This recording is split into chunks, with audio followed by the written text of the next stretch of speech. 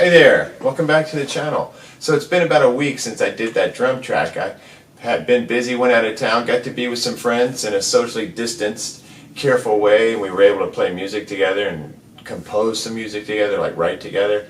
It's amazing. It's like an incredible experience, and I realized how much I miss being around my friends and being around band members and all that kind of thing. So can't wait till we can do more of that. But in the meantime, I was not able to make videos, and it gave me a little rest point with this tune, which was good. Since the day that I tracked, I had time to kind of watch the video on YouTube, and I started seeing, things that weren't as good as what I would like to see. A bit of tempo fluctuation, and the ending wasn't as clean as I'd like. Even worse, when I got home and put headphones on and started trying to play along to the with the guitar to the drums, it was not syncing up at all. The drums are way ahead of the guitar part, and there's really no way to speed the guitar part up or speed the song up, because you just lose the groove, you lose the feel of the riff, right?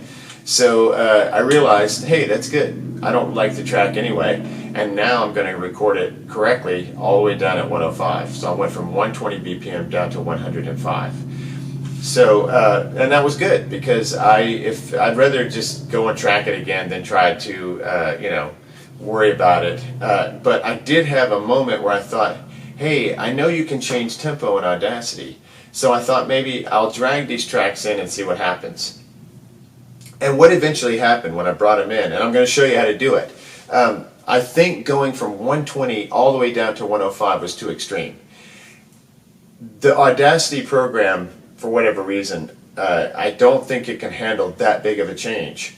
So what I would recommend is finding another one, and we're gonna experiment it with in a second, see if it does better with a lesser change. So let's say that it's at 105 now. Let's say we went down a much lesser amount, like maybe down to 100 or something like that. I want to see if that could possibly work, because what happened when I went from 120 to 105 is in between beats you just get kind of this slur, this like nasty, and it was just like an extra sound, and it also felt like it was like stretching, to a point where it was like you could hear it. It didn't sound natural. So I want to see if it's possible to get it to work if you weren't trying to make such a big change. Let's say you laid it down at 120, and after you listened to it for a while, you decided it would be better at 115. I think that it could work. That could be possible. And the other thing is you could find your own plugin. There's lots of plugins you can find on the internet to bring in to Audacity, and there might be a better, like, free one that would do better than the one that's in there. I also did not experiment with changing the speed. I just changed the tempo, because typically what you do when you change tempo, it doesn't change anything. It just, shifts the tempo for you. So I would be interested in seeing how that works, and I'm going to show you how I did it in case it could work for you, especially if you can get it to not make that sound. It was just like a little glitch that was a repeated glitch. It was almost like every measure there'd be like this audible hiccup that made it impossible to do it. And like I said, I'd rather just retrack it and get it right anyway, because I wasn't happy with that take anyway. If that take had been the perfect tempo, I probably still would have redone it. But I would like to show you another operation that you can do with Audacity, because it's free and it might save you on a project. Let's say you had a drum track that somebody else did for you. They're gone, you've already paid for it or whatever, and now you've decided, oh, I would rather have this, instead of at 120, I'd rather have it at 115 or wherever it is. I would like to see if that could work, because I get the feeling that if you're not trying to change it so much, it could work. And you can also always, like I said, get another plugin, a higher quality plugin perhaps than the one that's available on the Audacity program, and bring that one in and try that. So what I'm going to do next, I'm going to connect it, show you how I hooked it up, and then the next video I make, we're going to move on to guitars. I haven't really started on it, like I said, because I got distracted by my kind of extended weekend of fun and music with friends. So this week or tomorrow, I'm going to start working on the guitar at home and see if I can get happy with it. And then as soon as I'm ready, I'll bring the camera back in. We'll mic up the Marshall 4x12, the 18 watt. And I'll record the guitar track, and then I'll show you what I do with those tracks the same way I've showed you what I do with the drums, and we'll continue to build the song. After that it'll be bass, then vocals. So yeah, I'm excited. It'll be fun to share with you how I do it, and hopefully it'll help you with your projects, I'm hoping. Okay, so now I'm going to turn off the camera, come back, connect it, and I'll show you how to change tempo from the Zoom R24 into Audacity. And then what you could do is obviously go back in with the finished tracks once you, if it works, if you alter them. Didn't work for me, but I think it could work if you're not trying to make such a huge change. So let's see what happens. Okay, so now I'm going to connect the USB to the computer, MacBook, and I'm going to go up here. In case you haven't seen the other videos, you go to USB, you're going to hit reader. Alright, and then you'll see it come up on the screen. It should pop up here in a minute. My computer, like I said before, is pretty slow. It just takes a minute sometimes to get anywhere with it. There it is. Okay, I'm going to open it up.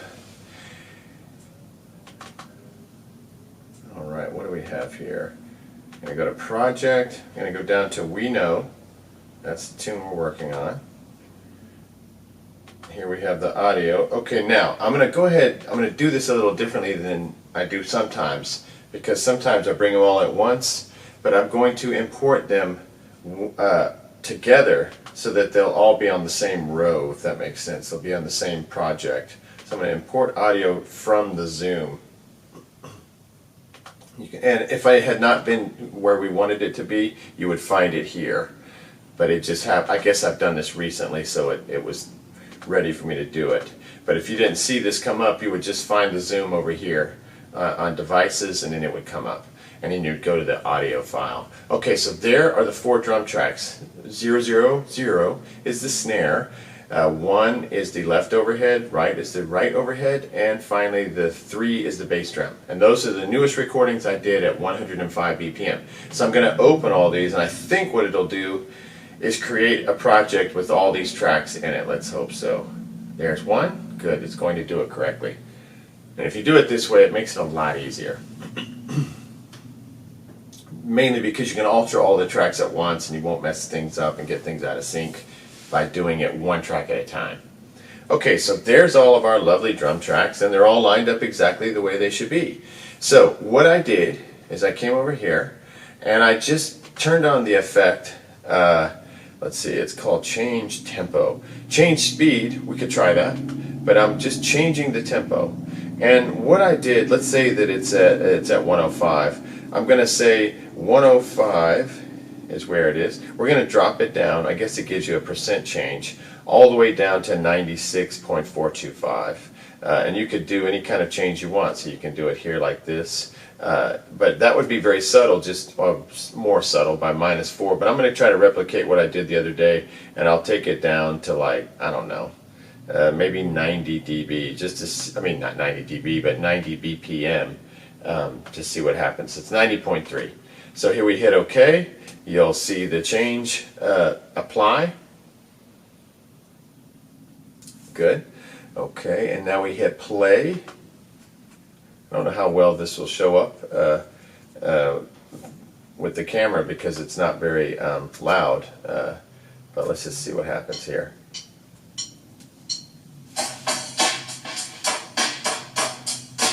There it is. So it works and it sounds fine, but it went through one time. It's like don't da da da da glitch da da da da da glitch da. So you hear it like it feels like it's stretching it, and the stretching kind of creates this sort of gnarly glitch that's unacceptable. Here we go.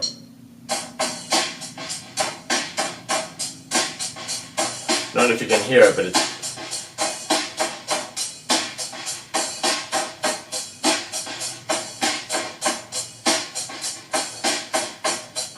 it's just nasty and unacceptable. So the other thought I had, okay, I'll go up to edit here and undo that tempo change. Let's go back to it and change tempo, but we'll do less of it. We'll go from 105 to, like, say 108. I mean 100.8, which is basically almost 101. Okay, let's see what happens this time. And I'm assuming the same thing.